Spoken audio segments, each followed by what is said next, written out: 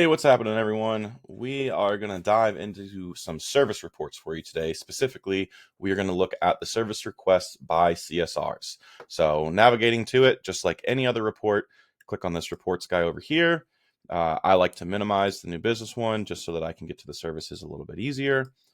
And then service request by CSR is the very first one. So this is a very neat report to kind of give you an idea on what kind of workload your CSRs are having, right? How many service tickets they're taking, how many of them they're completing.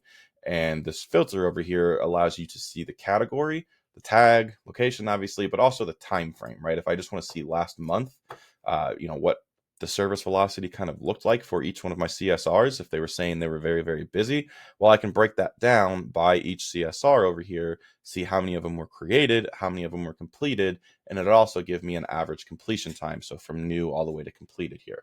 So this is just a good way to dive in, make sure that your CSR's activity level is matching what their output is or what they say their output should be based on their activity level, just to give you a little bit more insight into how your agency is operating. And it should also give you an idea on when it might be time to hire a new service person too. So very helpful report. Hopefully you all think the same thing. Take care.